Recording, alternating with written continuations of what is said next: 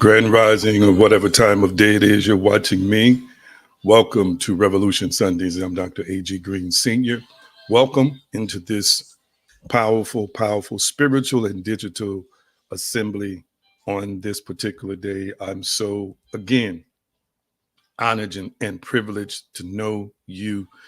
And what I always like to suggest that we do when we come in is to tag and share. Tag and share it, tag. Like, tag, and share. Of course, tag and share, like, and give hearts. I'll just say it kind of in that order. We're so, again, privileged. We feel honored and we feel privileged to be on with you here today. And so, right now, we're just inviting people to this connection.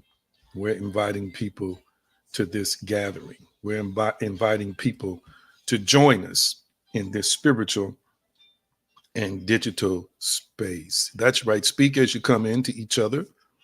Greet each other as you come into this space, because this is what we do here. This is a space of love.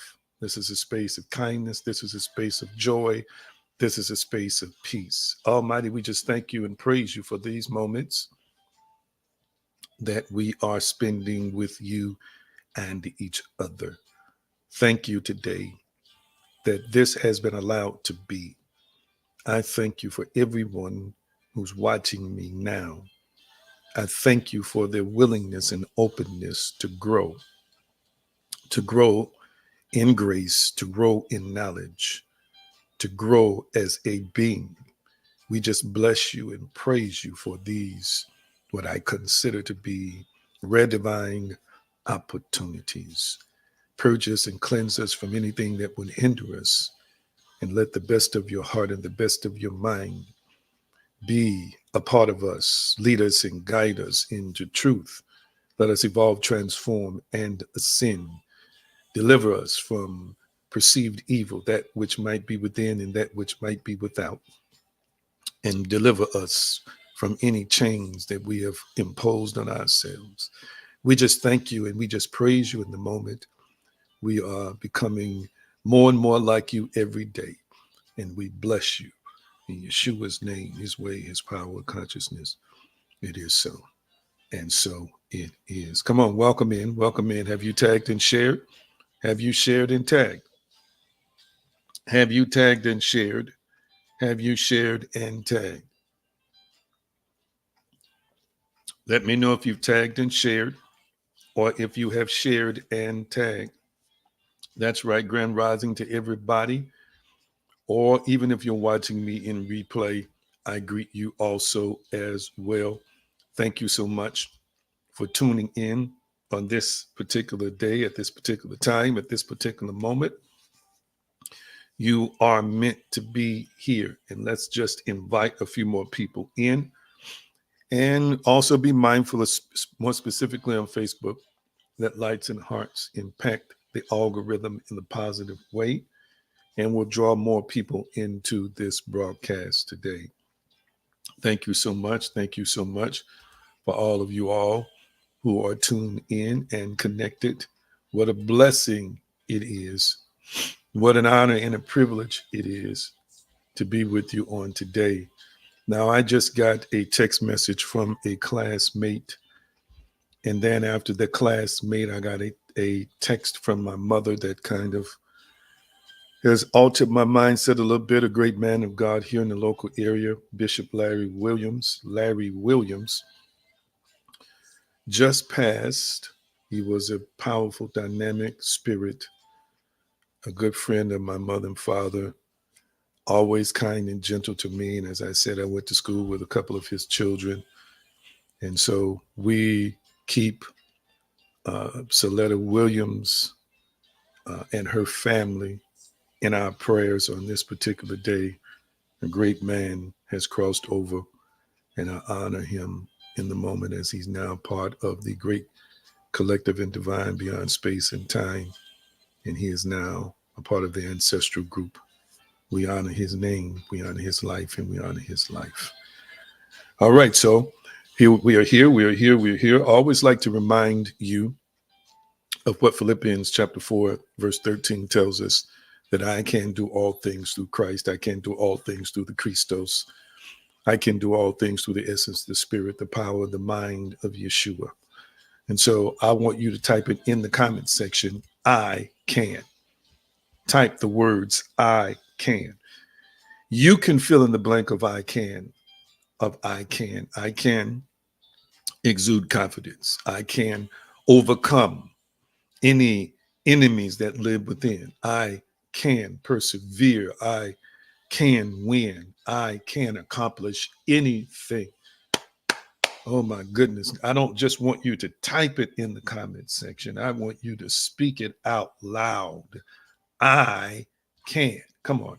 I want you to speak it out loud. I can. That's it. Speak it out loud as you're typing it. I can.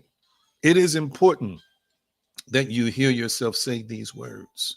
It is important for your mind to have it reaffirmed and confirmed over and over and over again that I can, that I can. You are having so many thoughts of doubt and unbelief and pessimism and doom and gloom that are assaulting you sometimes daily. And it is important to affirm, I can. I hear you by the Spirit saying, I can. Yes, I can. No matter how it feels the opposite, I can. Even if you are considering giving up, you have got to believe and know within yourself that I can. Oh, I sense that so strongly today to somebody who may have been on the verge of giving up. You may have seriously considered giving up something that is necessary, vital, crucial, and critical to you. But I want you to understand that I can. I can. Yes, you have the help of Yeshua, and you can. Guess what? You're the divine offspring of an omnipotent, all-knowing being. There's no way you should be thinking linear or limited. You know why? Because I am powerful. Oh, you ought to be rejoicing in the declaration of the power that you are and the power that you possess. I want you to type in the comment section, I am powerful. As a matter of fact, I want you to speak it out loud 7 times wherever you are in your environment, to remind yourself, to remind anything, any peeping Tom, any whispering spirit that I am powerful. Come on, type in the comment section and speak it out loud. I am powerful. Now to him that is able to do exceeding abundantly above all that we ask or think, according to the power that worketh in us. In him we live and move and have our being. I am powerful. I am powerful. Come on, say it. I am powerful. But the rent is due. I am powerful. But I need to pay my electricity bill. I am powerful. My car is broken down. I am powerful. I desire a job. I am powerful. People are trying to destroy my reputation. I am powerful. I just don't feel so well today. I am powerful. I need money for this, that, and the other. Declare and decree. I am powerful. Oh, I just don't know how much more I can take. I don't know if I can take another day of disappointing news. Come on, type it in the comment section and speak it out loud. I am powerful. I am powerful. Oh my God. Oh my God. You all are so powerful. Powerful is who and what you are. I want you to type in the comment section. I'm going to put it up on the screen for you to make it easy for you. I'm going to make it easy for you. I'm going to make it easy for you real quickly. I got something I want you to type in the comment section. Powerful by permission from God. Powerful by permission from God. Come on, type it in the comment section. Powerful by permission from God. Some of y'all are afraid to own it. Sometimes we have folks who come on here who are a lot more traditional, and they think you are slighting the Almighty because you don't say his name. To me, that is the most superstitious, fictitious, erroneous stuff I've ever heard. You are one with God. God is already a part of you. You can't live, exist, and be on this plane without him being infused already into your spirit being. Whether you acknowledge it or not, you are doing things by the strength, the permission, and the power of the Almighty itself. We just need to know we have permission to be powerful. And when you are operating and acting as a powerful spirit being, you are pleasing the Creator. You are glorifying the Creator. You are acknowledging the Creator's signature. My goodness, the handiwork. I need you to hear me real clearly. Powerful by permission from God.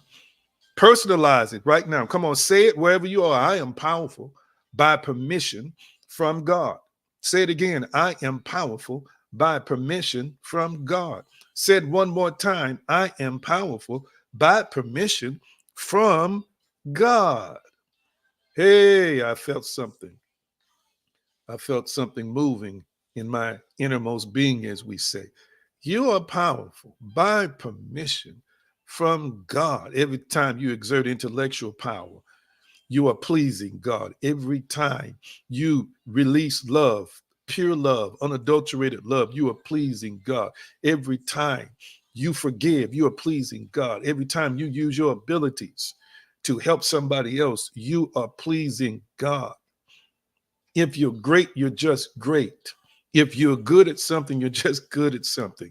And the Almighty is always receiving credit when you are operating in the dynamic template of personality and the dynamic gift set and skill set that you've developed over life.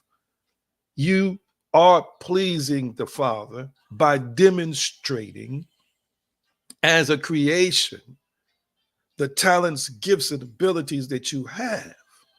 I wish somebody heard me real clearly today.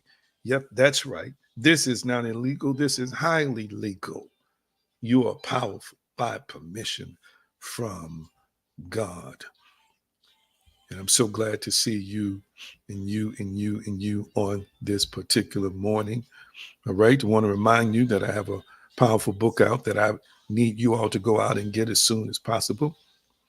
And the name of that book, of course, I skipped it is Unshackling Your Mind, Discovering and Overcoming Limiting Beliefs. I put up the companion first to it, theaggreen.com, theaggreen.com. If you haven't been there yet, go there so that you can get in our system, get a free chapter if you desire it, and go ahead and make that purchase. It'll give you an opportunity the first time you sign up to make the purchase. If not, get on the mailing list, and we'll continue to send you the link to help you to use that opportunity to connect and sign up. And I intend to bring some people on the show in a couple of weeks to testify to its power and impact that it is making on their personal lives. Needed to get that out the way, and I need to mention it again at the end because it's going to keep rolling like a commercial until all my audience, or as many people who come in and out of this audience as possible, have an opportunity to access the new book that I have released. All right, now I've got to check on you. I've got to do a check right quick, and then you know what's going to happen next. But I need to know exactly how you are doing today. How's everybody doing? Talk back to me. How's everybody doing? How's everybody doing? How's everybody doing? How's everybody doing today? Check in with me. How's everybody doing? How is everybody doing? How's everybody doing today? Real quick. How is everybody doing today? Talk back to me. I want to see your comments. Remember, your opinion is your opinion. It's highly subjective. We don't have any judgment here. This is a no judgment zone here. All right. Krista says, doing good this morning. All right. Anybody else? We've got a good. All right. Wonderful. Anybody else? Anybody else? Want to tell us how you're doing? Share with us how you're doing today. And for those who just came in, we would appreciate the courtesy of you tagging and sharing with people on your page. Anybody else? How are you doing today? All right, we got a couple of goods. You know what's about to happen next, don't you? Drum roll, please. Drum roll, please. What's in your cup? What's in your cup, or What are you sipping and eating? What are you sipping and eating as well? Share with us today. Again, I've got the same Taster's Choice coffee with French vanilla creamer in it, and it is delicious today and hitting the spot. It's got that good flavor, that strong. I don't want no weak coffee. Weak coffee tastes like sweet water to me. Mm-mm. I need something with, some oomph in it. Some oomph in it. Okay. So tell me today, what's in your cup? Talk back to me. What's in your cup? Tell me what's in your cup today. I'll share with you what's in mine. Now, I want you to share with me what's in your cup. Waiting on your answers to come up. What a wonderful and beautiful day it is where I am streaming from today. All right, let's see here. Let's see here. All right, Therapist Cotton, Pastor Cotton says he's got lemon water in his cup. That's some good, healthy stuff. So many natural benefits from lemon mixed in with water. Anybody else? Anybody else? Anybody else want to share what's in your cup? Waiting on some other folk to chime in. If you're just joining us, this is our segment that's called What's in Your Cup. I'd like to know what people are drinking and sipping, or drinking and eating, while they're watching me. Hey, and just me being nosy and just us sharing as a community. Let's see. Water. Breakfast was wonderful. She had free sausage, egg McMuffin from McDonald's. Watch out. All right. This woman just keeps being blessed. It's just amazing. Let's see here. Breakfast bowl with a cup of apple juice. All right. Sounds tasty and healthy as well. Thank y'all so much for sharing what's in your cup or what you have been sipping and eating on today. Matter of fact, I'm taking suggestions. I like the name What's in Your Cup, but I need to change it to something like What Are You Sipping and Eating? If you have any suggestions on what I can call that segment, please don't hesitate to shoot it to me personally or mention it in the comment section, a good name for the segment. Because now I've moved from What's in Your Cup to I'm asking y'all what y'all eating as well. I don't normally eat this early in the morning. I do what's called intermittent fasting. It helps me to control my weight and helps with the vitality, the health. I guess you could say optimizing health as well. Sometimes I eat this early, just depends on how I'm feeling. 9 or 10, I get up in the morning. If not, I typically don't eat until mid to noon or afterwards. But, just depends on how I feel. But 90-some% of the time, no, I don't eat until at least 11 or 12 in the morning. All right. Love y'all so dearly. Thank you for checking in with me today. I appreciate you. And we're going to the text in just a few minutes as I prepare for my presentation on this particular day. I am going to put together in the upcoming weeks. I want to get your feedback real quickly. Now, there once was upon a time I was heavily involved in staying connected to politics. And this won't be on this show. This will happen during the week. But I'm not a Democrat or a Republican. I just vote for the best candidate. I'm pretty much independent. And I don't watch nearly as much news as I used to. I'm kind of unplugged and disconnected, but I see enough things to understand and know what's going on. And of course, as it relates to the system in this particular country, it pretty much hasn't changed. The subterfuge, smoke and mirrors just takes on a new shape and form. But I'm thinking about bringing some guests on in the upcoming weeks, some young guests in particular, and having a discussion about politics this particular season and cycle and what things people need to look for. Again, I don't endorse no candidates, so it won't be nothing, no stuff like that. But it'll just be giving you all as my audience an opportunity to be able to hear some opinions, some facts, some statistics and whatever from some people who specialize in those particular areas. What y'all think? I see some hearts coming. All right. Again, I'm not going to be endorsing nobody. We'll just talk about the candidates, both sides, give people things to consider, explain their platforms, their agenda, so forth and so on. So thank you for the likes and hearts and continue to give me some feedback in terms of how you feel about that. Right? We're at Psalm 1837, Psalm 18 and 37. I'm continuing my series today, and I think this is part 4. I think I got this right. I believe that this is part 4 in this series. Sometimes I have a problem keeping up myself. I'm just going to be honest. Just going to be honest. I need somebody, my helpers, to put up, copy and paste Psalms 1837 in the text for us, in the chat, for us. Psalm 1837. Psalm 1837. You already know what the subject is, so I'm going to put it up, and then we'll put the text up after my helpers copy and paste it. Psalm 1837. We've been discussing with you from the subject of seek and destroy. Seek and destroy. Okay. I pursued my enemies and overtook them and did not turn back till they were consumed. That is Psalm 1837 in the King James Version of Scripture. And so we're talking to you from the subject of seek and destroy. Seek and destroy. Almighty, we thank you for this opportunity. Your mind is on display.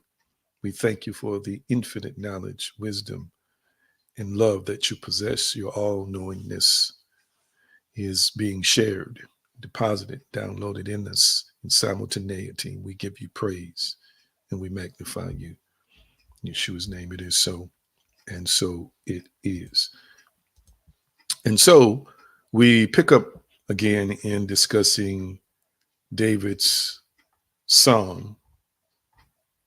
And David, again, is not just depicted in the biblical text as a king or a leader, but he is also a known warrior. And we have covered the tenacity and sagacity of David to help us to understand that this is not a text written by a quote unquote choir boy. This is not a text written or inspired by someone who does not understand what it means to make war. This comes from a champion. This comes from a winner. This comes from one who has found himself in the throes and battles of violent, vicious, and bloody wars. He says to us in the fervor and passion that he possesses as a warrior, that I have pursued mine enemies and overtaken them. Neither did I turn again till they were consumed. And we have flipped the presentation to not focus on any extraneous or any, external enemy. We're not talking about an enemy out there. We're talking about what if the enemy lived within you. As a matter of fact, we took it a little bit further. What if the enemy was you? What if the enemy is James 1:8? A double-minded man is unstable in all his ways. What if the enemy is the multiplicity of minds that you and I at any given particular time can be dealing with? One day we want to do good, the next day we're not so committed to it. One day we want to do better, the next day we don't know if we want to do better. One day we want to be close to God, the next day we feel like we're distant and don't know if we want to be. One day we want to grow, the next day we wonder if we should be trying to grow. That double-mindedness, that duality that exists within all of us can be an enemy. And I love, again, Bob Dylan's quote, I fought with my twin, the enemy within. So we've been taking or utilizing the focus of the enemy within. And can I help you with something? Matter of fact, I'm going to base it on Winston Churchill's thought. When there is no enemy within, the enemies outside cannot hurt you in Quote, hear me when I say this real clearly. Again, I hate having to justify messages like this because people want you to shout them and tell them, how they're going to be, get a lot of money and, how God's going to fix it and God's going to do it. And the truth be told, whatever God does happens from within you anyway. But let me say this.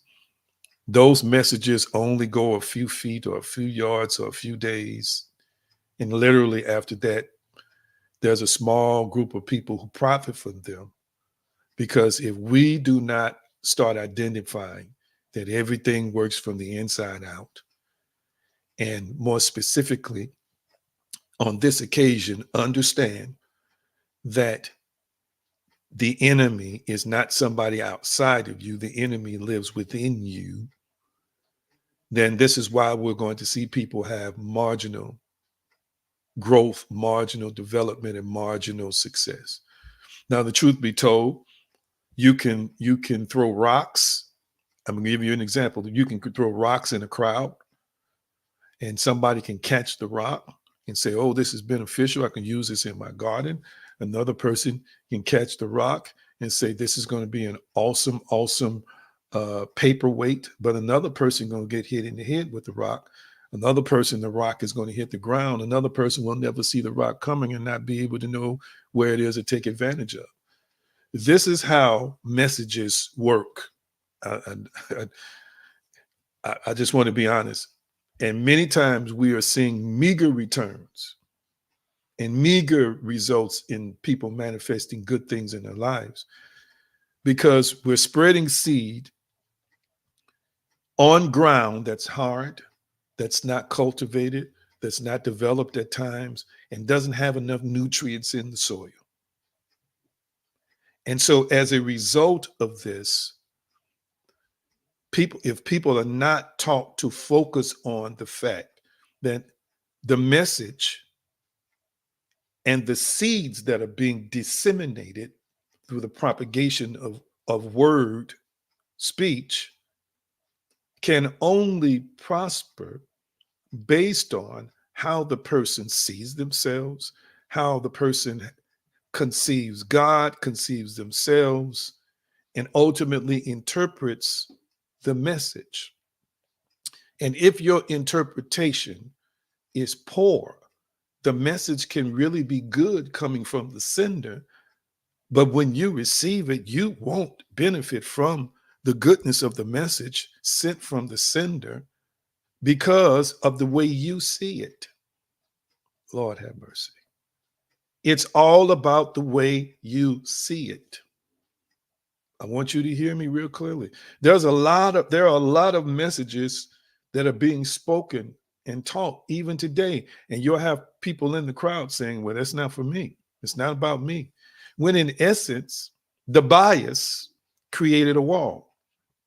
The trauma created a wall. The dysfunction created a wall. The hurt, the pain created a wall. It created a wall of poor perception. It created a wall of lack of understanding. It created a wall of resistance. And so the message is going forth in thousands of congregations around the world, and people will not benefit the way that they should because they're going to eat the seed, or they're going to stamp on the seed, or they're going to not catch the seed purposely. They're going to sabotage the experience of the process based on that double-mindedness, that triple-mindedness, that quadruple-mindedness, that lack of awareness and understanding in the moment that I must be open and vulnerable and humble and examine the contents of the seed and whether it is to me or not to me. It is to be or not to be. Am I making any sense to anybody? Y'all quiet. I don't see no likes. I don't see no hearts. I don't see no comments right now. Okay. So you and I must learn how to be critically. And when I say critically, I don't mean be critical. I mean be critical in our analysis, in personal examinations of self on a daily basis. And sometimes this is not what people want to do. I'm here to tell you it's necessary. And I'm also here to encourage you to do it as often as you possibly can. You know why? Because your life depends on it. Remember Colossians 1:21, and you once being alienated and enemies in the mind in the evil works, yet now did he reconcile. We covered that text. I'm not going over it again. But these things exist in our minds. Your mind is interpreting your world. Your mind is interpreting your reality. No matter how many chill bumps you feel, and even when you feel what we believe is the energy in the presence of the living God, I yet want you to know and understand you are yet interpreting that experience. And then you are yet deciding after the experience how deep the experience is and how you will or will not allow it to impact and change your life. Oh, my. That just touched somebody more specifically in the heart. So I am here to again to gently remind you that in our pursuit, running with hostile intent, as David would have us to understand, of our enemies, an adversary or a foe, or someone who is opposed, we must understand that this is something that begins internally, not externally.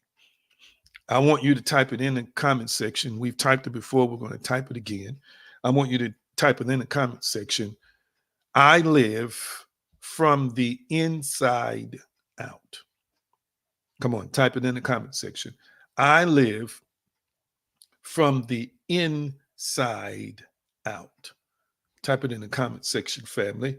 I live from the inside out. I'm going to try and be brief today. If you can ever grasp that, I got some new stuff I need to share with you today, but I don't know why I feel like I need to spend a little time here. I need to spend a little time here. Okay, let me spend a little time here. Let me see who typed it. Okay, thank you so much. Listen, it's not Ray and Pookie now. Ray and Pookie them, yeah, they are raising levels of hell. Okay, yes, they are raising 10 levels of hell, 15, 20. I get that. Yeah, they are acting in the form of an enemy. Truly, they are. But I want you to understand that again, family. It's not happening to me, it's happening through me. I had to remind myself. It's not happening to me, it's happening through me. Come on, let's type that. It's not happening to me, it's happening through me. Let's type that in the comment section. It's not happening to me, it's happening through me. Type that in the comment section because I want to put it up on the screen. It's not happening to me, it's happening through me. This is why I have to do series because, again, I'm inspired sometimes while teaching. None of this stuff is in my notes. And I just want to gently remind you that you are in charge and you are in control. And this is why it just seriously disturbs me when people say God, devil, this other people, this person, that person, so forth and so on. No. It's all happening through you. It's all happening inside of you. Period. Point blank. If a person sends you a hate gift, it's not really happening to you, it's happening through you. You get to decide how you respond to the hate gift. And you're going to respond, you're going to respond, to the hate gift based on your definition of self-identity, your definition of self-concept, your definition of self. I want you to hear me real clearly. This is why messages like this are important, because we will constantly deflect. Constantly deflect. Did he or she murder somebody? Absolutely, they did that. And they should be punished for that. And families should mourn, cry, and weep, and all this. They should. It's the human aspect of our being. But you get to decide if it haunts you, controls you, or destroys you for the rest of your life. Did you hear what I just said? If somebody hurt you, you are supposed to process it. You're supposed to go through the motions. But by the time you get to the final stage, you should have made a determination of whether you will allow it to control you or not. You get to make that choice. So there are people who are still blaming other folk for stuff that happened 20 years ago. Sometimes the person is dead and gone. Or sometimes the person is no longer in their lives. Who is the Spirit of God speaking to right now? And I'm saying to you, you've got to seek and destroy that thing within you, or it will control you for the rest of your days. My God. Am I making any sense to anybody here? Paul said, we covered Romans 7:21 through 23. For I delight in the law of God after the inward man. But I see another law in my members, warring against the law of my mind and bringing me into captivity to the law of sin, which is in my members. Verse 25, I thank God through Yeshua Christos, our Lord. So then with the mind, I myself serve the law of God, but with the flesh, the law of sin. And I broke down what law meant in Greek, but what it also means hermeneutically, being properly interpreted. We also talked about the word warring. It's military related. We talked about also captivating or taking things or leading things into captivity to capture something with the mind. We talked about what the law of sin actually meant, hamartia. It means to miss the mark, to error, to be mistaken. It doesn't mean all this other stuff folks want to add to it from other definitions of sin. That's simply and strictly in this context what it means. We need to stop trying to cross-reference stuff that has nothing to do with the context of the speaker in that particular verse. That's all this means, to miss the mark. When we talk about members, he's talking about physical members. And I shared with you, but physical members, these physical members, your fingers don't have a mind, your legs don't have a mind, but your brain interprets all these impulses, all these desires. I want you to hear me real clearly. And so Paul was saying, basically, that I have discovered or observed a system that is formed within me, that when I decide to sublimate, when I decide to elevate, when I decide to ascend, there's something in the unrefined, carnal, natural, primal, baser form of myself that is constantly resisting my ascension or my desire to become intimately connected with God. And it's happening, he said, from within me. Notice, Paul is not blaming anybody else for this. Paul is saying this is a me issue. This is a me challenge. And I want to say this to you again. I hope y'all get this. The greatest challenge is not going to be from anything evil or sinister outside of you. It's going to be from what you perceive to be evil, sinister, debilitating, hurting, wounding, resistant, stubborn, intractable, pernicious. I can go on and on with these adjectives. And it's going to be what's innate, inherent, that's inside of you and me. These are the things we will fight, struggle with, grapple with, every day. And yes, we can have people external to us who whisper stuff in our ears. Yes, yes, yes. To exaggerate it, that is absolutely positively true. But the real enemy is not outside.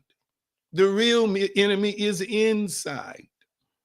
I hope somebody's hearing me today. That's where the real battleground takes place. And guess whom the Almighty put in charge of your life? You are the most potent and powerful thing in your life. Even in biblical texts, in Revelations, it says Yeshua, they say Yeshua is talking here in red letters, says, behold, I stand at the door and knock. So it's even saying in that text, there must be a knock or an invitation extended for Yeshua to be fully expressive in your life. What is that saying to you? That means the choice to submit, to surrender or not is up to you and to me. So why do we keep deferring power to other things and other people and other circumstances and other places? We keep giving power to other people. I'm so tired of people giving power away. And you don't understand when I'm literally saying you are empowering the idea of a person, place, or thing destroying you, killing you, coming against you, hindering you, limiting you, controlling your life, ruining your life, messing up your life. You are literally, as a dynamic, powerful spirit being, giving it power. You're giving power away. It's never been intended for you to give power away like that, except to help people, but not to hurt yourself. Oh my goodness. Paul is describing in Romans 7:21, family, this is all happening inside me. It's happening in the world of me. I want you to type in the comment section real quickly in the comment section. There is a world of me. Yes, that might sound like inappropriate English, but I'm typing it. I want you to type it. I'm saying it just like that. I'm elocuting it just like that. Type in the comment section. There is a world of me. You are a world unto yourself. Or you can type the world of me. Yes, there is literally a world that is you. There is a universe that is you. That's right. That's right. Just as you and I look up and see a part of the cosmos from wherever it is we are fixed, planted, or live in the world, you are a world unto your own self. Okay. And I want you to understand that you are supposed to be ruling that world. And the way you live is based on how you're ruling your world, which means it's based on how you're ruling yourself. I want you to hear me. And if you keep deferring, watch this. If I'm gonna say it like this, because we're in the heart of professional and college football season. If you keep fumbling the ball, that means you are potentially giving it away to someone else, the other team. You're giving it away to the enemy. If you don't hold it tight, if you don't hold it right, if when you find yourself in traffic, which means that your blockers along with defenders are surrounding you, and you're trying to burst through the line and you're holding it. You can't hold it out like this. You can't hold it like you're taking a chance of fumble. And many times some folk are not, they're taught that I don't have to hold it tight. You're taught the wrong way to hold it. No, nobody else holds it for you. You are the runner. It's your life. You're carrying the rock. It's up to you to secure it. You got to secure it. I need you to hear me. I'm going to say it again. You got to secure it. And you do this in partnership with God. And again, this stream is not for you. I need to make this disclaimer, because if you think that God does everything, this ain't the stream for you. You are a miniature version of that creator. You are powerful. People come on here and get nervous because I'm saying I am powerful. Don't get, if you're nervous, it means you're highly traditional, and there's some studying and some reading and some revelatory experiences you need to have with the creator, because you're not some freaking peon, and you're not somebody that's got to say the name of God every time out your mouth to please that God. I don't know an omnipotent being that is insecure and petty. That's not the God I know. They didn't say my name, so they won't get the blessing tomorrow. What kind of foolishness is that? That don't even make sense in terms of the defined conceptualization of an almighty being who would have no inconsistency, who would have no pettiness, who would have no insecurities, who would have no notions of needing anything from anybody, because it is self-contained, it is all-inclusive, and it never wavers in perfection. Somebody help me here today. I've gone off on this tangent. I'm sorry, y'all. Forgive me.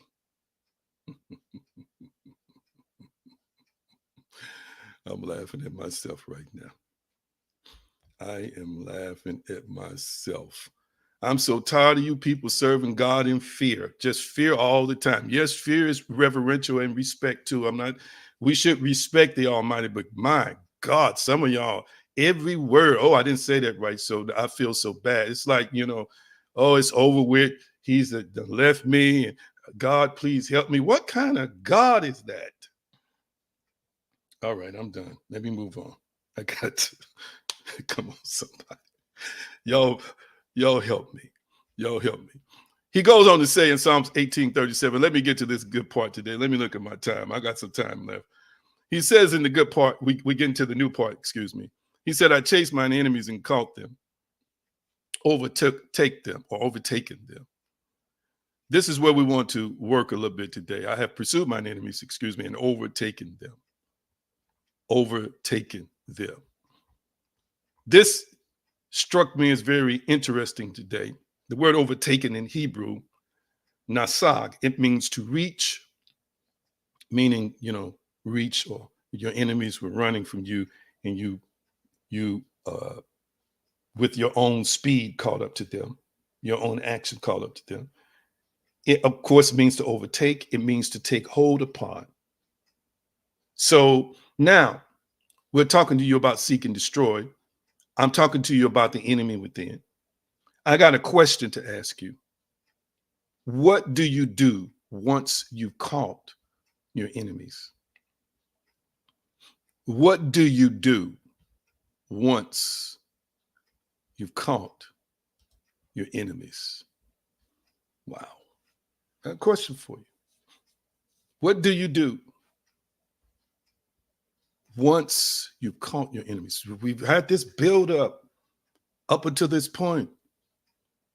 This wonderful build up about the enemy and where the enemy is located, and kind of somewhat what the enemy might act like and what the enemy might look like.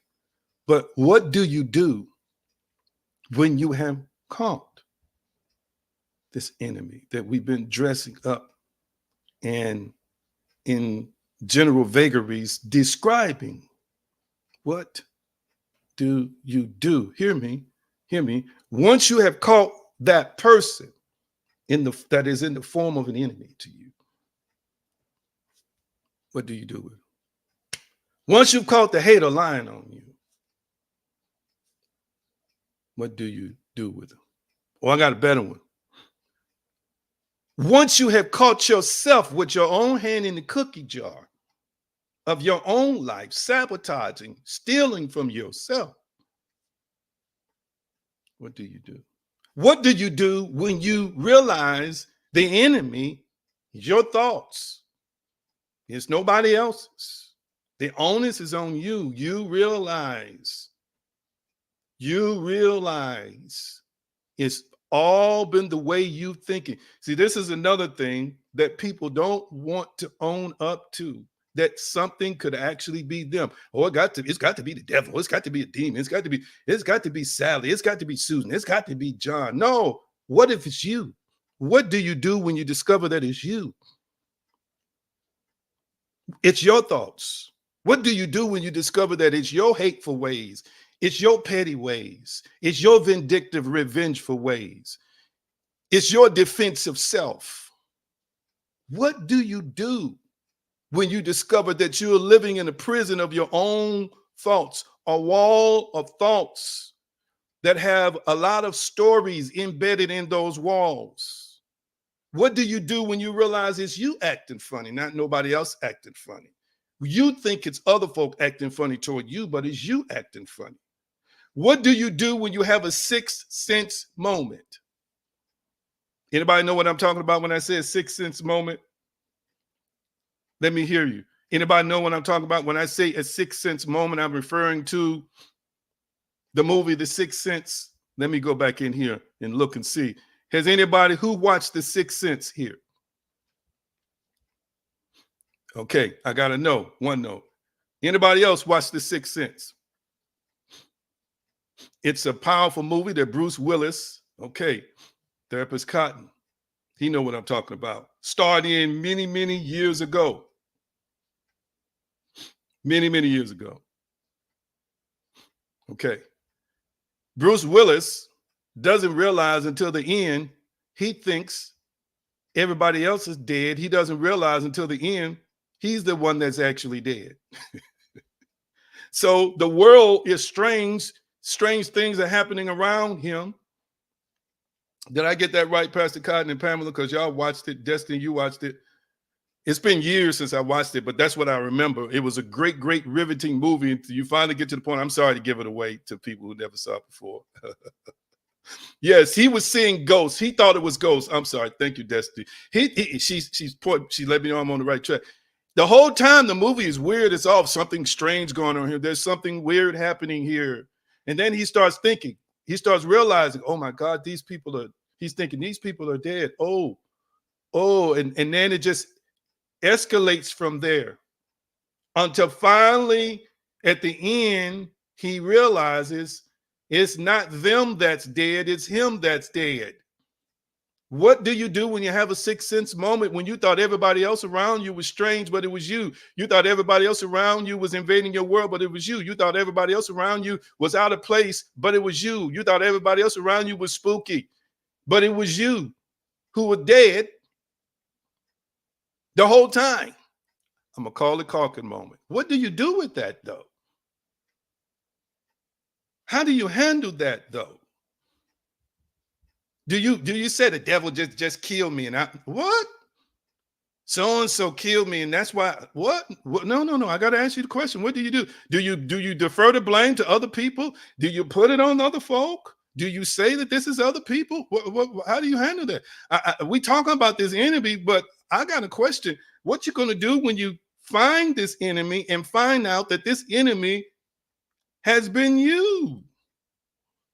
I like y'all answers you're putting in the comment section. Keep them coming. Keep them coming. Keep them coming. Because I got to ask you this question. The next question I got to ask you, but before I get there, a reason I'm sharing this with you is because you know how people talk about what they're going to do when they get in the fight, and then when they get in the fight, they do the opposite of what they said they were going to do. Sometimes we don't know what to do when we catch up with something that we've been chasing. What you going to do with it? What you going to do with it? I'm serious. I'm asking you a serious question. What are you going to do with it? Can I flip the script here? I don't want to get too deep into this, but what are you going to do with it? Okay, you called it. Now what you going to do? You ran it down, you isolated it. Now what you going to do with it? Let me give you some steps right quick on what you should do with it. Now I want my helpers to type me. Number one, the next question I have for you is, this is number one. Are you honest? Are you honest? So I want my helpers to type that question number one. Are you honest? Are you honest? So after you've overtaken it, you see it. My first question for you is, are you honest? Are you honest? That's my first question for you. Are you honest? Somebody put that up. Thank you so much. Are you honest? Because when you catch it, seriously, like when Bruce Willis found out he was dead, he had to own that. There's some people that are in denial. There's a word called denial. Therapist Cotton, is there another word I can use from psychology about denial? Put it in the chat for us, and I'll put it on the screen. Denial and deflection. No, it's you. That man realized he was the ghost haunting the house. He was the ghost haunting the premises. Did you catch what I just said? He thought he was being haunted, but he was the one that was haunting them. He was the one that had not moved on to the other side. You got to be honest with what you see, no matter how ugly it looks, no matter how bad it looks. Just be honest when you see it. If it's a spade, what they say is spade. I'm not a card player, but I've heard the saying before. If it's call a spade a spade. Call a spade a spade. We got to be willing to be honest. Be honest with the fact that you got a temper. Be honest with the fact that you've been mishandled and misused, and you tend to come off a certain way. You're always defensive. Be honest if you got a foul mouth. Come on now. Just be honest about it. Be honest if you are handling things the wrong way. If you need, or if you're using the wrong things to medicate yourself just to help you to cope with reality. When I say the wrong thing, I'm not just talking about controlled substances. You can use all kinds of stuff. Sex, you can use violence. You can use hate to try and cope. You can use cynicism. You can belittle people. You got to be honest when you see it. Don't be talking about, no, that's so-and-so. And watch this. This honesty means, even if you can trace it back to the root where you started, maybe somebody else contributed to you responding that way. You can't put it on them, though. You ran with it. You made it a part of who you are. You made it a part of your being. So, that's the first question. Are you honest? The second question is, put this up again. Are you forgiving? Are you forgiving? When you find out that enemy has been working and raging in you all the time, and you've been so busy blaming other folk for it, you've been so busy wanting to fight other people and deal with other people and run over other people, or withdraw from other people, or disconnect from other people, or just kick folks completely out your life, or just kick all folk out your life. What are you going to do? The next question, did I put it up? Did you put it up yet? Are you forgiving? Are you forgiving? That forgiveness is multiple fold. Number one, it can be forgiveness of a person who's done some things against you. Absolutely, that forgiveness is necessary. But I have found out that some people can forgive perpetrators, but they have a problem with the second part, the most important part of you forgiving yourself. I'm going to ask y'all a question. Can I ask y'all an honest question? And be honest with me, because we family on here. We family on here. We family. Have you forgiven yourself for all of the stuff that you feel responsible for in your life? Talk back to me. Have you forgiven yourself for all of the stuff you feel responsible for in your life? I want you to hear, I want you to say yes or no. Just be honest. It took me a while to know what to do with this when I finally identified it in my own personal life. I just had not forgiven myself. Sometimes it's missed opportunities. Sometimes it's being with the wrong people. Sometimes it's, scandalous stuff you did. Sometimes it's stuff you shouldn't have done that you did, and it caused major, major consequences in your life. All right, I got the answers coming up. I got some no's. I got some yeses. I got some no's. Got some more no's. I got some working on that now. I got some I have begun to. There it is. You've got to learn family, when you chase that enemy down, just imagine this in a movie. And it's been like in a movie before. Man, it's coming back to my mind now. There was a movie the wonderful Halle Berry was in years ago, and somebody was stalking her. She thought breaking into her house and all this other kind of stuff. And it came out that she had multiple personalities. And she caught herself one time in the movie. I think she saw herself in the mirror or something and realized it was her. What do you do when you're running? You're running, you're running, you're running, you're running, you're running, you're running. I'm gonna get him, I'm gonna get him, I'm gonna get him, I'm gonna get her. You just running, running, running, running, running. You reach out, they got a hoodie on, you grab them, you throw them down to the ground. The hoodie is on their face, and you move the hoodie back as you lean over, and you're looking into your own eyes. It's you've been chasing all this time that's been dropping bombs here and there, that's enacted guerrilla warfare in your life. What do you do? The question is, when you catch yourself and it's really you, and you look at yourself in the eyes and you the one who's been sabotaging everything, do you forgive yourself? Do you know how to forgive yourself? Do you know how to let it go? It's got to be a shock that you realize it's you. Got to be a shock. Got to be a shock when you realize it's you. But can you let that go, though?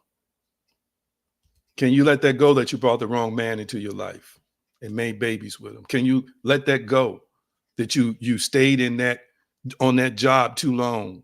Can you let that go that you listened too much to other people's opinions and it ruined you? You allowed it to ruin you. Can you let that go?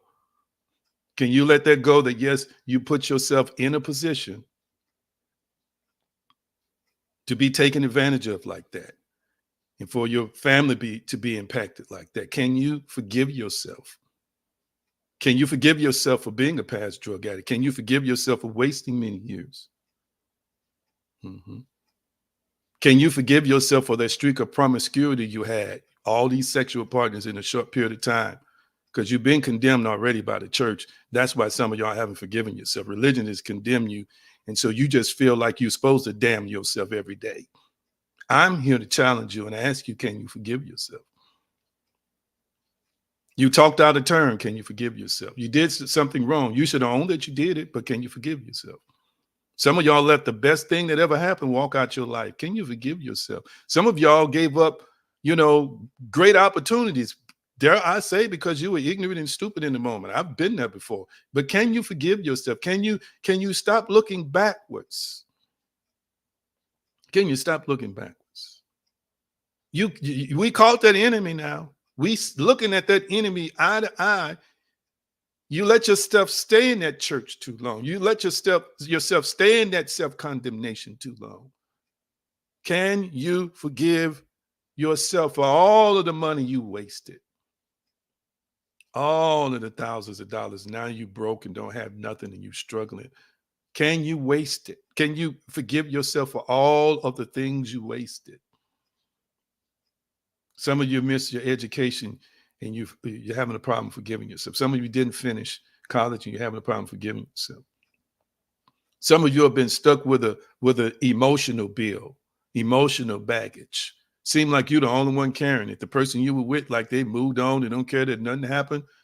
And some of the time they still treating you ignorantly and like a fool, but you care more than they care.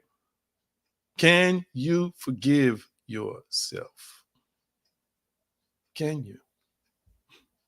That's the question. Can you forgive yourself? You caught that enemy now. You thought it was going to be somebody else. You thought for sure it was going to be Ray, Pookie them. You just knew it was your boss. You just knew it was your ex. You just knew it was your mama. You just knew it was the person who violated you. That's another thing. Some of you all have been raped. You've been violated. But can you forgive yourself? Can you drown out the noise of people saying you just shouldn't have been in that place? You just shouldn't have done that. Can you forgive yourself? Can you forgive yourself for violating moral principles that you grew up with? And you caught yourself and realized it's you. It's you who wanted to do this, the freakiness. It's you who wanted to cross boundaries. It's you who wanted to be immoral. Nobody really had to talk that much to you and talk you into it. It's just something you wanted to do. Can you forgive yourself for making decisions or allowing people in your life based on the decisions you made? See, this is a kind of tough talk. And let me go back to the violation again. Some of you have been mentally violated, verbally violated, physically abused, and sexually abused. Wow. Wow. But the question is, though, can you forgive yourself for feeling like nobody because it happened? Can you forgive yourself? Because sometimes you relive these moments. Wow. I feel something. I really, really feel something here. I got to ask you the question now that you realize that the person behind the mask that you've been chasing all these years has been you. I got to ask you a couple more questions and I'm done. I'm done. Are you committed after you discover it? It's you. Are you committed to your own growth? That's number 3. Put that up for me. Are you committed to your own growth? That's number 3. I'm going to do one more thing and I'm going to be done. Are you committed to your own growth? That's number 3.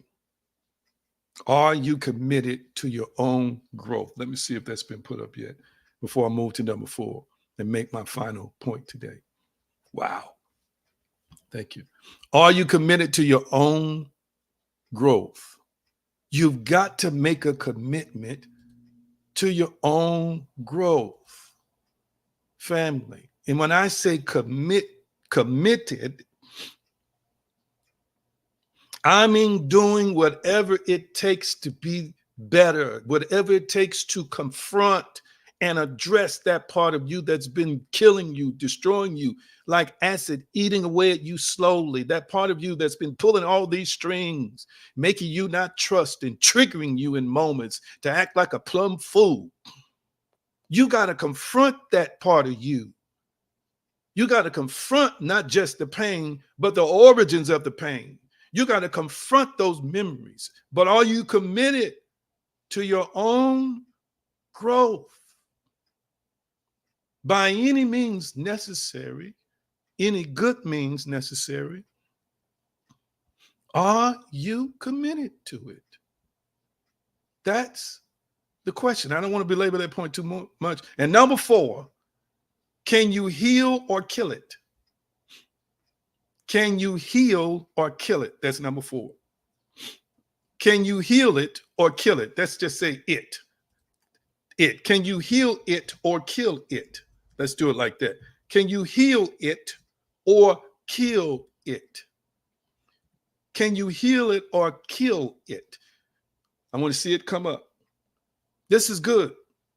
You see, once that you have assessed the threat of the enemy, you determine whether it lives, is transformed, or it dies. You get to determine that. Can you heal it or kill it? Let me sit here with this for a few minutes. Let me say something to you. There's some stuff, hear me.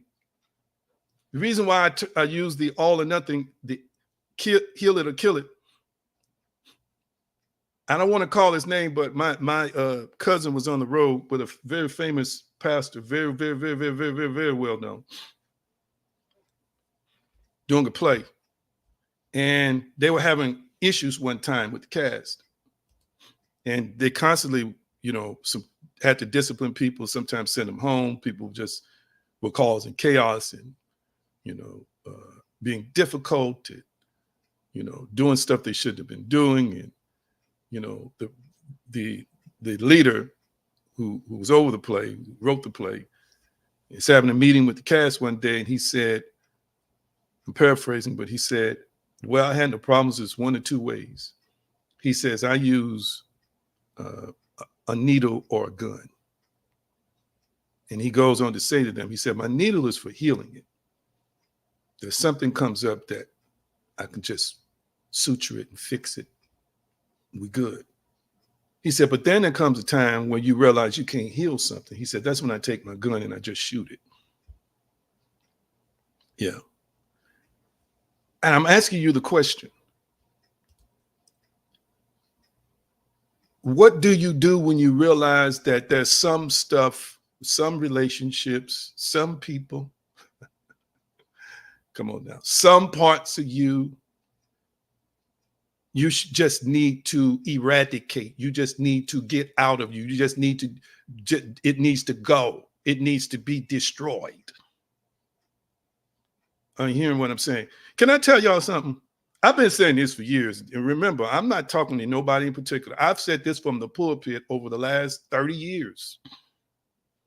From the pulpit. And if you follow me for the last 30 years in my different pastoral placements or pastoral career, you would know, you would have heard me say this at one point in time or another. I got so sick and tired of people saying stuff like, when they were mean and hateful, mean as hell and hateful, talking about, yeah, I got that from my grandmama. You don't want my grandmama to come out in me because I'll cuss you out. Yeah, I just go clean off. Yeah, you don't want that. Yeah, it's in there. What you bragging about that for?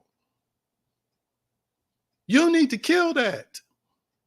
You need to put your hands around the throat of that part of you that you say came from your grandmama, your granddaddy, your grandpappy, mammy, whoever it's from, and you need to kill that. You don't need to be rejoicing and bragging about that, because a temper can run folk out your life. A temper can make you cause and do stupid stuff. A temper can make you hurt somebody sincerely or seriously.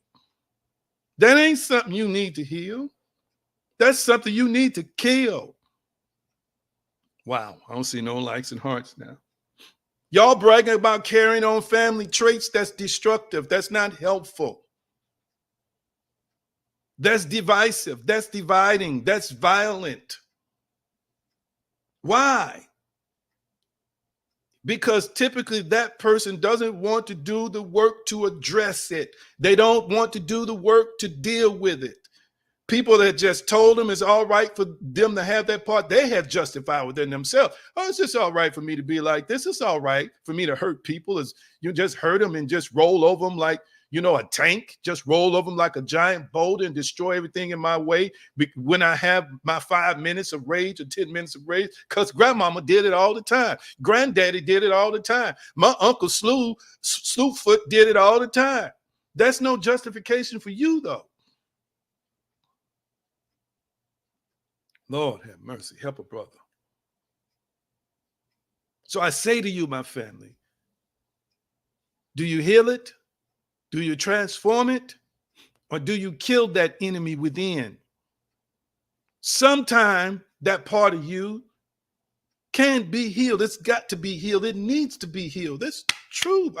I like the first two. Heal it or transform it. A weakness can be made a strength. Okay. Hatred can turn into forgiveness. Love can take the place of hate. This is where it has to start many times, family. But there are other situations. You got to get your knife. I'm just going to be honest. There's other stuff. That stuff is just in you. I don't know why y'all trying to keep holding on to dead people. You're holding on to relationships that's rotting like, you know, decayed flesh. You're holding on to attitudes you got that never served you well. Really, in the long run, they didn't. You're holding on to putrid, stinking thoughts, emotions that's out of control, that's manipulating and pushing buttons at any particular point in time in your life. You can't run into it like a cave of solace, lose your mind and come out and expect everything to be all right. It's never going to sustain itself. It's not a sustainable model to produce any form of success or any form of deliverance or any form of healing. Come on now. Funkiness. I don't care what nobody say. Funkiness will never outrate or be better than smelling good. You can't get in a funk because you're dealing with some mental junk and think it's all right. Deal with it. You got to make the decision. That stuff, you need to kill it. You don't need to let it grow in your garden, the garden of your mind. You don't need to allow it to be a part of your psychological construct. It is something that when you discover what it is, you got to deal with it, family. You got to deal with it. And I'm saying to you all here right now in this moment and in this hour that it doesn't make a difference how long you've been dealing with it. It doesn't make a difference how long it's been a part of you, so much until it has become like you. There's a text in scripture that talks about let the wheat and the tare grow together. And yes, in a literal sense, it's referring to good and bad. It's referring to chosen and unchosen people. It's referring to, enemies and friends. But in an internal sense, in a metaphysical meaning, it's also discussing good and bad thoughts, positive and negative, the duality that exists within all of us. It's there and it's growing together. But Yeshua also talks about it being separated in the end. And at some point in time, that wheat and the chaff, or the wheat and the tare, has to be separated. It's supposed to be separated according to what we believe eschatologically in the end during judgment. But you judge your own self. He that which is spiritual, Paul says, judges himself in all things. You've got to, as a spiritual being, as one who is supposed to be spiritually mature, recognize that self-judgment is always necessary so that you can separate the good, what we call the good, from what we know to be the bad in us. I have found the enemy, as the writer said, and the enemy is me. What do you do? What do you do? Let me see if I finished that. If it's worthy of being healed, you heal it. If it's worthy of being transformed, you transform it. But if it's something in you don't want to be in you. The old great patriarch of the Kojic church, which was a church I was raised in, Bishop C.H. Mason, used to pray a prayer. And I heard that old prayer. He's a powerful, dynamic man who was the founder of that organization. And he used to say, cast the devil out of my mind. And I'm saying to you, many times it's not a literal devil. It's your devilish thoughts.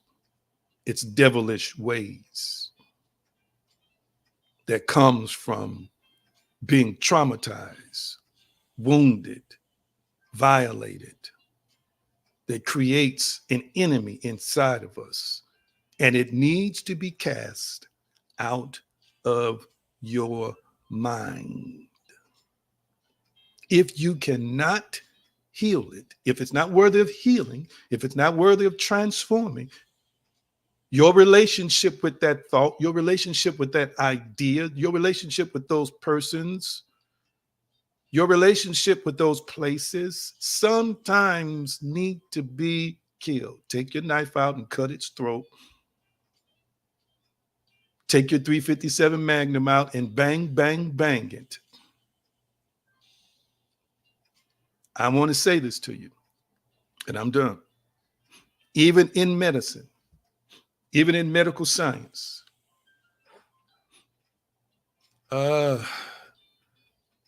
gangrene, I believe it is, and other, I guess the proper word is necrotizing things when flesh starts dying. One of the first things, I should say, or one of the things the medical profession is going to do is cut away the dead stuff so that the unaffected areas can heal. And what I'm saying to some of y'all is, is that before it can be healed or transformed, sometimes it's got to be killed. Sometimes it's got to be cut away. Sometimes it's got to be cut out of our hearts, cut out of our minds, cut out of our thinking constructs, cut out of our paradigms before we can heal it or transform it. Oh my God in heaven. I feel it. I feel it. I sense it so strong. To the people who may be overwhelmed with the possibilities, just know that I can. Just know that you can. Yes, yes. To the people right now who are saying this is a lot to process, this is a lot to take in. You've been on my street for several minutes now, and I see all these things flooding in my mind, flooding through my mind. I am willing to own it in the moment. I say to you, I can. Yes, you say to yourself, I can't address it. I want you to type this in the comment section right now.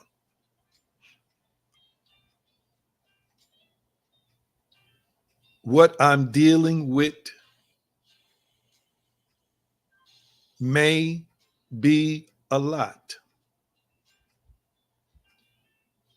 but I can overcome it. What I'm dealing with may be a lot. We say, I will overcome it. Take out I can. Say, I will overcome it. What I'm dealing with may be a lot. Somebody type that.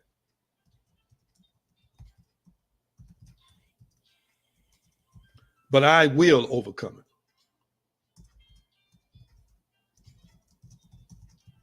I will overcome it. And yes, you will have the help of God. Of course, you're going to have the help of God to overcome it. Don't be silly. You're going to submit yourself to the Almighty God. Don't be approved. You're going to submit yourself to good teaching. Yeah, yeah. I will overcome it. I will overcome it. Come on now. I will overcome it. You know what I want you to type that's even better? I am an overcomer. Type that in the comment section. I am an overcomer. Come on, type that in the comment section. I am an overcomer. I am an overcomer. It is truth. It is true. Sometimes people don't know where to start. I get all that. I do. I get all that. But you got to know what you know. And what you know is that I am an overcomer. Yes, I am. I am an overcomer. I am an overcomer. I am an overcomer. There we go. I am an overcomer. Come on, I want you to speak it out loud right now. Some of you have typed it. Thank you so much. Now I want you to speak it with me on the count of 3. Speak it with me. Might be a time delay where you are, but speak it with me. Come on now. Thank y'all for also capitalizing it. On 3, and I'm going to say go. 1, 2, 3, go. Say, I am an overcomer. I am an overcomer. I am an overcomer. I am an overcomer. I am an overcomer. I am an overcomer. I am an overcomer. Come on, speak it with conviction. I am an overcomer. I am an overcomer. Speak it with conviction. I am an overcomer. Come on, say it like you believe it. I am an overcomer. Say it like you know it. I am an overcomer. I am an overcomer. I am an overcomer. I am an overcomer. Come on, say it. I am. Who's saying it right now? I am an overcomer. Wow. I sense that so strong. Hallelujah. Come on, rejoice where you are. Come on, rejoice where you are. Give thanksgiving where you are. Give praise where you are. Come on. I mean, celebrate being an overcomer wherever you are. whatever you're doing, whatever place you're in right now, rejoice and celebrate being an overcomer. Let your fingers get happy with your likes and hearts, affirming that I am an overcomer. Look at all the overcomers. Let me go through them again. Look at all the overcomers. Look at all the overcomers. Look at all the overcomers. Look at all the overcomers. Look at all the overcomers. Look at all the overcomers. Come on now. I am an overcomer. That's exactly who I am. Come on, thank him. Come on, praise him. Come on, wherever you are, express praise, express gratitude, express thanksgiving. Come on, celebrate your winning status. Celebrate being an overcomer. Come on, come on. I am an overcomer. I don't just catch something, I overcome it. I'm going to say it again. I didn't just catch up with myself. I learned how to overcome with the help of God those parts of me that were out of control in me. Celebrate. This is not a time for sadness. It's not a time to let darkness magnify itself or let darkness take any credit. No. You know that you can do all things through the Christos who strengthens you. You recognize that. You understand that. You can. You can and you will. You can. You will. I am. Hear me real clearly. You can. You will. I am. I'm going to say it one more time. You can. You will. I am an overcomer. Ooh, I sense this so strong. I sense this so strongly for somebody. This is your moment. It's your moment, Hillary. It's your moment, Pamela. It's your moment, Linda. It's your moment, Krissa. It's your moment, Vivian. It's your moment, Destiny. It is your moment, Therapist Cotton. It is your moment. It's your moment. Ooh, I sense new heights that you're going to be gaining every day.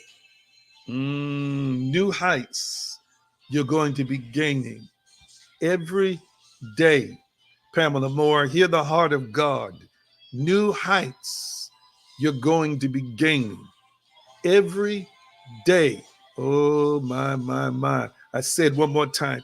New heights you're going to be gaining every day because it is your moment. It is your moment. It is your moment. Next week, I'm going to show you exactly. I'm going to show you some things that we're going to do, a formula from scripture after we have overcome, or how to overcome it. But right now, your faith is released. You are seeing and visualizing yourself overcoming resistance, overcoming inner enemies, overcoming hindering and limiting thoughts and hindering and limiting beliefs. Hallelujah.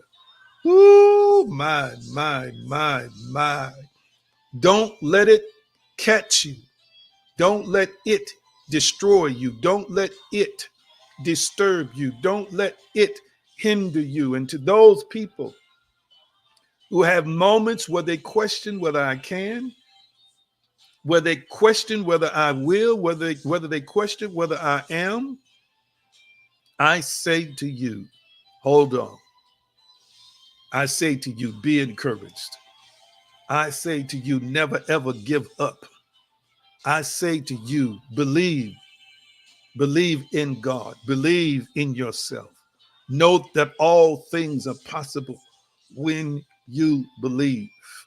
And I say to yourself, if you're rolling around in the dirt, I say, get up, dust yourself off, and put one foot in front of the other. Matter of fact, after you've walked a while, run. And after you've run a while, fly. Because it is your moment to transform and transition. I just said it. It is your moment to transform and transition. You didn't catch that, did you? It is your moment to transform and transition. Who is the Spirit of God speaking to here today? Old things have passed away, and behold, all things have become new. It is your moment to transform and transition. A new you is emerging while I'm talking. A new you is stepping out of old skin, an old life, an old way, and you are transitioning into the next version of yourself. Oh my God. Who's hearing me right now? Who's hearing me right now? And it starts with the love you have for yourself. It's changing. It starts with the way that you have interpreted your life and interpreted your identity. It's changing. It's transforming. It has to transform so you can transition. Hear me. And as you transition, Therapist Cotton, you're going to transfigure. Oh, God.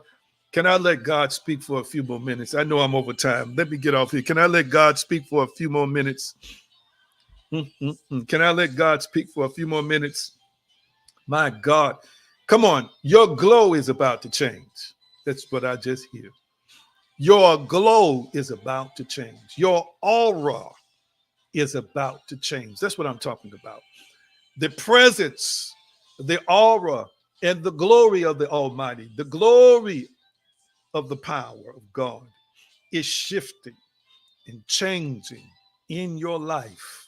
You won't have to open your mouth at times because that glow and that glow up and that aura is so filled with power.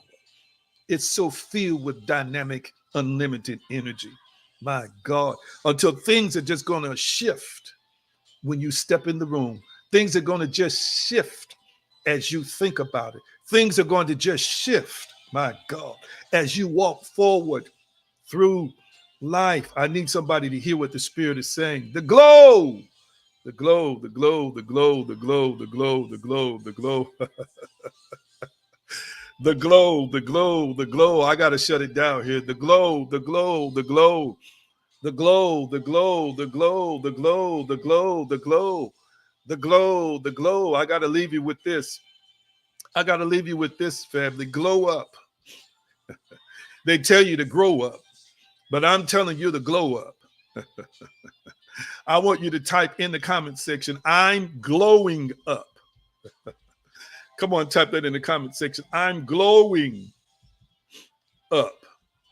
Type that in the comment section. I'm glowing up. I'm glowing up. My God. I'm glowing up. The glow is flowing. The glowing is flowing. The glowing is flowing. The glowing is flowing. Come on now. The glowing is flowing. The glory or the glowing, it's flowing. Glow up, glow up. I speak to you now. Glow up. I speak to you again. Glow up. Every time I say glow up, your spirit is going to glow up. Glow up. Glow up. Glow up. Glow up. Glow up. Glow up. By Yeshua's name, power, will, and way. Glow up, glow up, glow up, glow up, glow up, glow up, glow up, glow up, glow up, glow up, glow up, glow up, glow up. Your body senses the shift in you. Your life notices the shift in you. Something is happening in your innermost being. Something is happening in a dynamic and powerful way. Your spirit is breaking the borders of your physicality, of your flesh, and moving into this dimension. My God. And things must shift and change.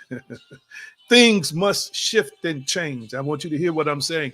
Things must shift and change. And I sense and I hear the word of the Lord unto Joshua, who had his endorsement, who had the favor of the Almighty, who had the companionship of God. And he said, every place the soles of your feet shall trod, I am giving it to you. And I'm telling you, with the glow up, every place your heart and your mind walks and trods, it has been given to you. It is your moment to conquer. I'm trying to stop. Trust me, family. I'm really trying to stop. But I sense the Spirit of God saying, it's time for you to conquer some stuff. Oh my God. It's time for you to conquer some stuff. This is your moment to conquer, family. It's your moment. What is it that you want to conquer in yourself? What is it that you want to conquer today? What is it that has been an enemy? Some of enemies are thoughts of scarcity. Some enemies are thoughts of poverty. Some enemies are thoughts of failure. Some enemies are thoughts of not being wonderful, beautiful, handsome. Some enemies within are thoughts that need to be conquered. Images, negative images that keep haunting your mind. But it is your season to conquer it all. It is your moment of now. Ooh, I don't see no likes and hearts. Somebody ought to be celebrating. Maybe you're rejoicing in your home, in your apartment. Maybe you're rejoicing in your bathroom, in your living room. Maybe you're rejoicing on your couch. Maybe you're rejoicing on your front porch. But this is now. Surrender, surrender, surrender, surrender to this moment. Surrender to this moment. Block out the noise in your environment. Block out any interruptions or disruptions right now. And receive this. Connect with this. Vibe with this. Flow with this. Glow with this. Know this. It's now. It is now. It is now. And I praise you. Hallelujah. Glory to God. I thank you. I thank you. I magnify you. I glorify you. Ooh, my. I got to let it go. I got to let it go. I got to let it go. Love you, Vonda Dixon. Appreciate you. Praying for you, Vonda. I got to let it go. I got to let it go. Vivian, God bless you. Got to let it go. I got to let it go. My God. Do you sense it? Am I the only one who senses this? Am I the only one who senses this? Am I the only one who's feeling this? Am I the only one who's experiencing this? This is a moment, seize it. This is a moment, seize it. I'm saying it again. This is a moment. I wouldn't let anybody deter me in this moment. I wouldn't let anybody turn me around in this moment. I wouldn't let anybody sidetrack me in this moment. Release your faith. Release your faith. Release that knowing that it's yours. Release those hands of faith, those feet of faith to grab and to walk toward it right now. Hallelujah. Ooh, my. I sense the presence of the Spirit of the living God. Ah, yes. Ah, yes. And we know that all things work together for the good. To them that love the Lord, to those who are the called according to his purpose. Listen, listen. There is an I am that's manifesting an I will, that's manifesting an I can, that's revisiting itself as I am. Oh my God, I sense it. And it's in you. And it's in you, the deluge, the overflow, the breaking of the dam. There have been dams in the mind, dams in the heart, blocking the flow of love, blocking the flow of goodness, blocking the flow of success, blocking the flow of prosperity, blocking the flow of things. But that dam has been broken. It's been made of thoughts of limiting beliefs. It's been made of things that you believe you are not eligible for, things you believe you're not worthy of, things you believe you're not good enough to have, things you believed in the deeper parts of your being that said, no, this cannot and will not happen to me no matter what you say. We rebuke it and we bind it and we cast it away right now. Thank you, thank you, thank you, thank you. Let the Spirit perform surgery on your thoughts right now. Just simply and strictly open yourself up. Hear me, family. Open yourself up to this experience. Open yourself up to this moment. Let the blinded mind see. Let the eyes of the blinded minds come open. And I say this to you, wake up. I say this to you, wake up. I got to say it again. I say this one more time, wake up. Hallelujah. Glory to God. Ooh, my God, I got to let it go. I got to let it go. I want to encourage you. If you have tithes to give, you can share them at the bottom of the screen. If you have an offering to give, you can use the Cash App, AG Green Now, or $, AG Green. And you can use that phone number to give by Zelle. And we even have Chime that's available. Lord, I sense this right now. Let me remind you, the flow of the Spirit is still present. I'm trying to get you off here. I have an awesome book, Unshackling Your Mind, Discover and Overcome Limiting Beliefs. I want you to pick it up. It comes with 3 free bonuses worth over $100, a mind map companion, a mind map, and a bonus video from me. I tell you what, I sense this glow. I sense this glow. It's like the glory of God overrunning the tabernacle. It's like the glory of God descending from the mountain, breaking through the camp. Man, I sense this. I sense this right now so deep. My God, hallelujah. Glory, glory, glory, glory, glory. I hear the Spirit of God saying, free me. I hear the Almighty God saying, free me. Yes, the I Am is saying, free me from within you.